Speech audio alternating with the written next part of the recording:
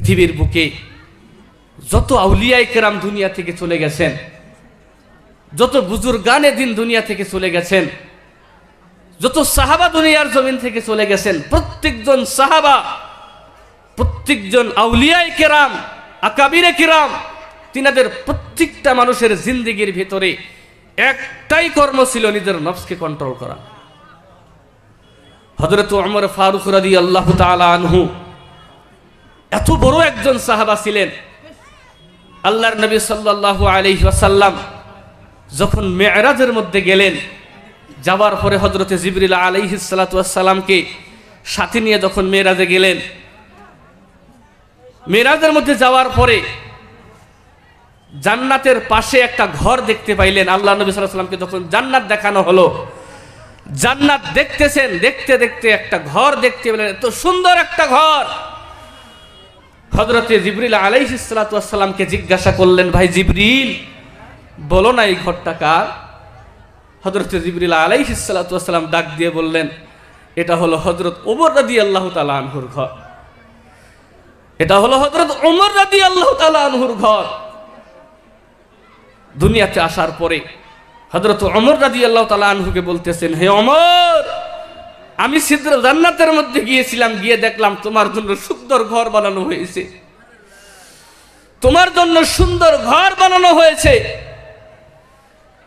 কিন্তু আমি তোমার সম্মানের খাতিরে আমি তোমার ঘরে প্রবেশ করি নাই। জোরে কোন সুবহানাল্লাহ। এত বড় একজন সাহাবা, জান্নাতের মধ্যে তিনার ঘর বানানো হয়েছে। তিনার জিন্দেগিটা একটু খুলে দেখেন, নিজেকে কত নিচু মনে করতেন। আমরা তো দুনিয়ার সাধারণ একজন মানুষ, সাহাবাও নই। তিনাদের আমলের সাথে আমাদের আমল তিনাদের সাথে কম্পেয়ার করাটাও আমাদের ঠিক নয়। আমরা তিনাদের ধারে কাছেই, তিনাদের পশমের যোগ্যতা আমাদের ভিতরে নাই। ওমর রাদিয়াল্লাহু তাআলা আনহু একদিন মসজিদে নববীর মধ্যে আসলেন। আসার পরে দেখলেন যে একটা ঘর থেকে মসজিদে নববীর মধ্যে উপর থেকে, ঘরের উপর থেকে পানি পড়তেছে। একটা নালা দিয়ে, একটা পাইপ দিয়ে মসজিদে নববীর মধ্যে পানি পড়তেছে। সাহাবাদেরকে জিজ্ঞাসা করলেন, এটা কার ঘর থেকে আসতেছে? সাহাবারা বললেন, এটা আব্বাস রাদিয়াল্লাহু তাআলা আনহু, হযরতে আল্লাহর নবীর চাচা যান হযরতে আব্বাস রাদিয়াল্লাহু তাআলা আনহুর ঘর থেকে আসতেছেন।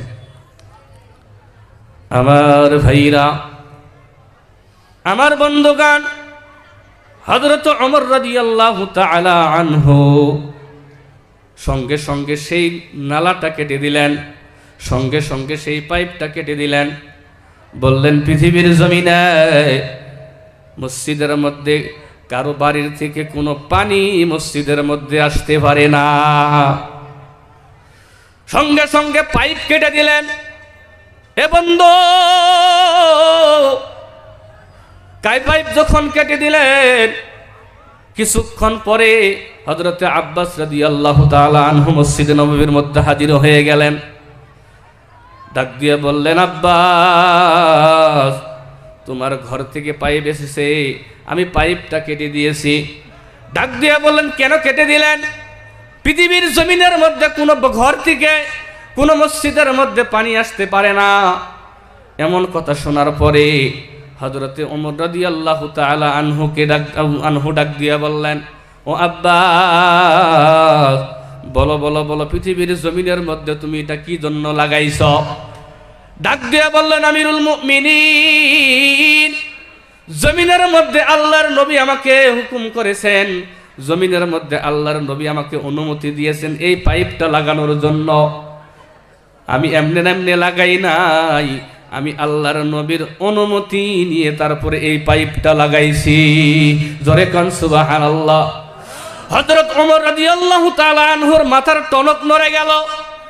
জমিনের মধ্যে আল্লাহর নবী যে জায়গাতে অনুমতি দিয়েছেন, জমিনের মধ্যে আল্লাহর নবী যে জায়গাতে অনুমতি দিয়েছেন, আমি তো সাধারণ একজন খলিফা ওমর, আমি তো আল্লাহর নবীর সাহাবা, আমি কেমনে পারলাম সেই নবীর অনুমতি দেওয়া বস্তুটা জমিনের মধ্যে কেটে দেওয়া?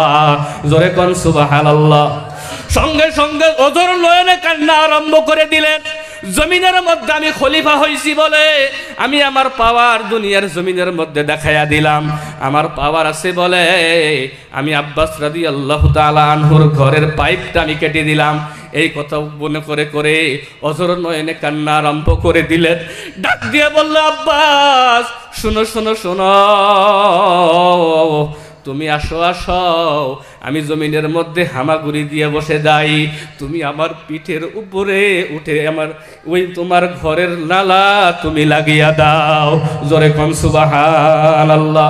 হযরত আব্বাস ডাক দিয়ে বলল, আমিরুল মুমিনিন, আপনি এত বড় একজন আমিরুল মুমিনিন, আপনি এত বড় একজন খলিফা, আমি আপনার পিঠের মধ্যে উঠতে পারবো না। এমন কথা বলে হযরতে আব্বাস রাদিয়াল্লাহু তাআলা আনহু ওই জায়গা থেকে চলে গেলেন।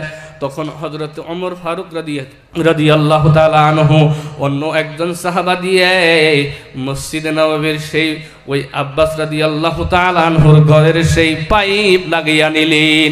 জোরে কোন সুবহানাল্লাহ। ও বন্ধু, জমিনের মধ্যে ততক্ষণ পর্যন্ত আপনার আমার আমল দুনিয়ার জমিনের মধ্যে কবুল হবে না রে বন্ধু, যতক্ষণ পর্যন্ত আপনি আপনার নফস বা আত্মাকে পরিবর্তন করতে না পারেন। জোরে কোন সুবহানাল্লাহ।